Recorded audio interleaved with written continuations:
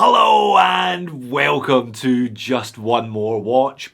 Welcome today to an unbox and initial impression style video on a watch brand that is brand new to the channel. That brand is Unimatic. Unimatic is an Italian brand started by two friends from Milan back in 2015. They focus on dive watches with stark black and white designs in an almost industrial style. They started out doing small batch limited editions and occasional special editions, including this rather unique SpongeBob SquarePants edition, but have since added some permanent classic series models which are unlimited and available to buy, well, permanently. Now, having said that, I did not just buy one, but I know a man who did. A subscriber called Max from Brisbane got in touch with me last month and he said he was buying one of these. Would I like him to get Unimatic to ship it directly here to me in Sydney? Thank you, Max. I'm always amazed when people trust me with their watches, even more so when they haven't even seen them yet. Max's generosity means that we get to enjoy the excitement, the anticipation and the pleasure of peeling off some stickers together. Let's flip the camera and get on with it. Alright, so while I get into this not inconsiderable and rather well-wrapped package, let's talk about the rest of Unimatic's model range and let's talk about price. I'm not going to focus too much on the limited edition models because they are about twice the price of the regular, readily available ones, and who knows when you're watching this video whether or not they will be available or not. They look pretty good though. I do like Unimatic's style. I should have said the two friends, the two Italians that started this brand met at design college, and yeah, there is a very firm, very distinct design aesthetic running through everything they produce. Remember the Alkin from a couple of months ago? Less is more. I think the same applies to Unimatic as well. Whether you're into that or not is up to you, and ironically you do tend to pay a little bit more the less they put on the dial. So these are the regular production models. You can rock up and buy one of them anytime you like, as Max did a few weeks ago. €525 for the one he bought, the automatic diver. I must admit, I quite like the Mecha Quartz Chrono. I quite like all of them. This stark white on black look very much resonates with me. So €525 ex VAT, that's about $525 USD, though obviously you may be subject to your own duties and charges and delivery on top of that. I think Max must have paid about $850 Aussie for his landed. Alright, big box, flight case style plastic and more bubble wrap. Let's peel it off. Yeah, that is huge. Good luck if you get sucked into the Unimatic rabbit hole. You're going to have to buy a shed or something to store all of these in.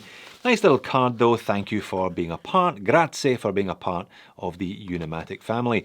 Alright, let's pop the lid on this one and see what is inside. Yeah, it's a big beast, this thing. Oh, okay. There we go. So, what do we got? Watch number 823, so they may be unlimited, but they are nice enough to number the watches. And it's a UC1 is the reference number. International warranty, how much warranty do you get? Doesn't say. I'll leave a link with the warranty description in the video, obviously. Scan for warranty there. Little sticker, but all of that is frippery. This is what we're into today. Let's have a look at the watch. And let's do that by peeling off the two most satisfying stickers of all. Shouldn't be too hard given that this one is on a NATO strap. There should be one on the case back. Indeed, there it is. I'll come back to that later on, obviously. And one on the dial. And there is the watch. Rather unusual, I guess you've already noticed. The logo is beneath the pinion. The logo is above the index at 6. Wind this one up. Fire it up. Yes, indeed. Seiko NH powered. So for €525, you are getting a Seiko NH powered watch on a NATO strap. I'm sure you spotted. Yeah, you're paying for the design, not a spec monster per se, although the specs are sufficient for sure. This one has got 300 meters of water resistance, but yeah, there are obviously some compromises that you accept when you pick up a Unimatic. You do pay a little bit more for this design, and the design obviously comes with its own set of inherent limitations. So they claim a diameter of 40 for the case and 41.5 for the bezel. I measure it at slightly over 40 for the case and slightly over over 41 for the bezel. So I'm going to call this one as a 41mm watch. It certainly looks and feels a little bigger than a 40. 14.2mm thick though, so yeah, fairly girthy. 300 meters of water resistance though, but yeah, it's a thick one. 49mm lug to lug, 22mm lug width, and on this supplied double pass nylon NATO strap, it weighs in at 109 grams. Without the NATO strap, it weighs in at 90 grams, so yeah, a fair chunk of weight coming from the head of the watch. 316L stainless steel, screw down crown. I gotta say, the crown is slightly unusual, but it is lovely. It is completely guarded. Have a look at the side profile. It disappears there in between those two crown guards, and yet enough of it sticks up either side of the crown guards that it's still pretty easy to get a grip of. Pop it out to the crown to the first position, roll that forward to wind the movement, pull it out to the first position there. It's an NH35, so we do have a ghost date. Second position, hacks the movement and stops the second hand. Now you push this one back in, it's a slightly unusual to screw it down. You have to push it down and then twist it in. Not unusual in itself, but unusual in the context of those two tightly fitting crown guards. Case finish is very simple, no fancy chamfers or transitions, no fancy polishing either, everything is just brushed. Yeah, I think that really suits the industrial look of this one. Overall, coin edge bezel with double domed sapphire crystal with anti-reflective undercoating poking out a little bit from the top. Bezel action is really good. Sounds good, feels good.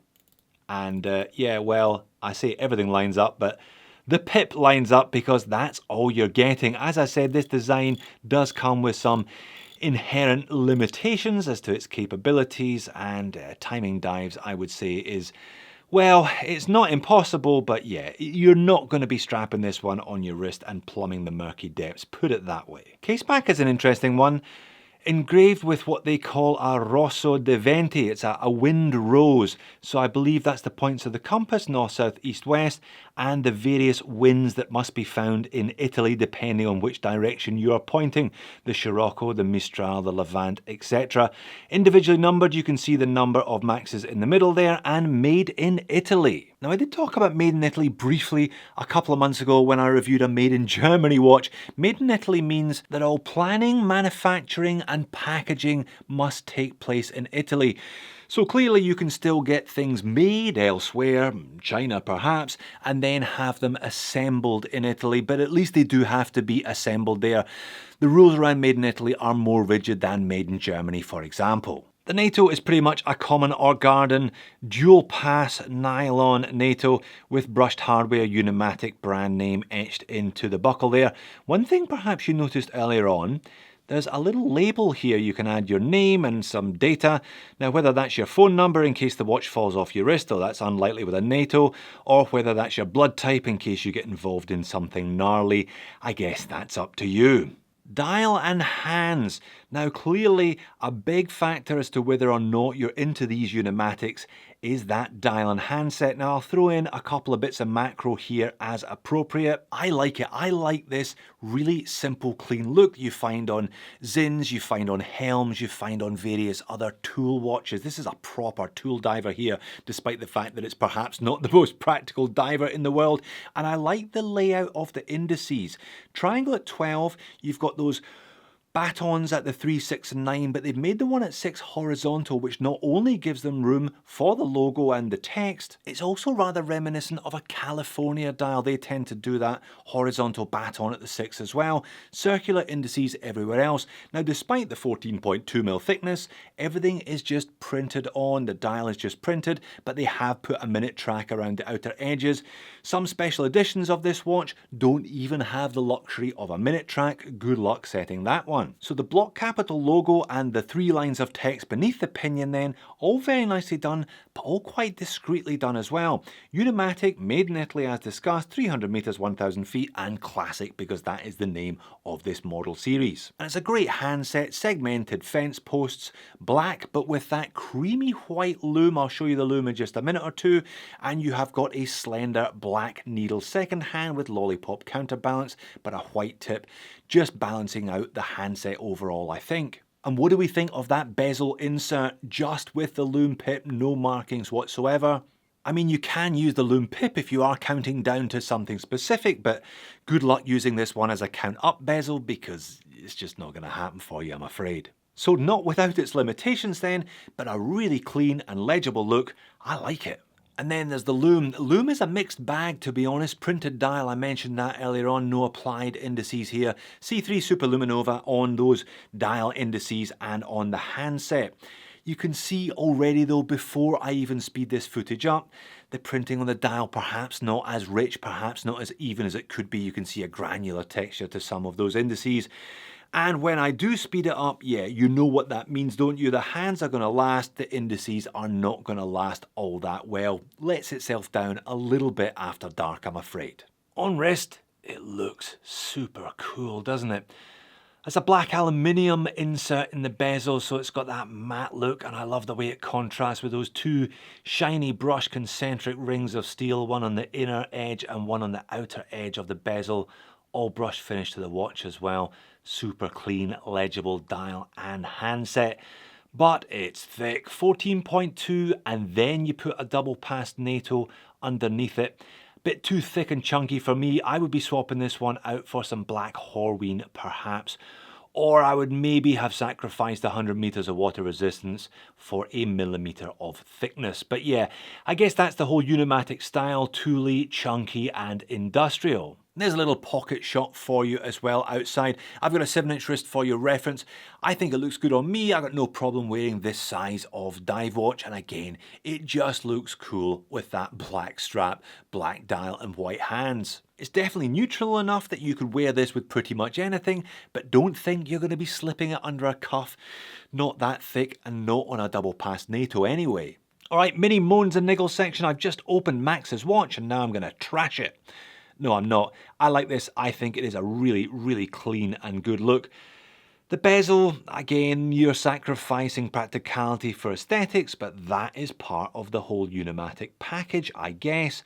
Likewise, 300 meters of water resistance from a watch you're simply not going to go diving with. I would have preferred it slimmer, but perhaps it would not have been as tooly and robust feeling. It definitely feels really solid and very well made in hand.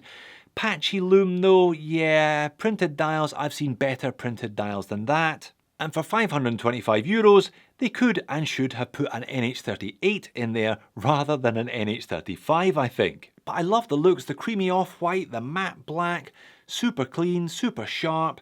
I can see why these Unimatics have got a bit of a cult following, and I can see why people end up buying multiple Unimatics. Max, thank you very much for loaning me yours. I hope you wear it in good health.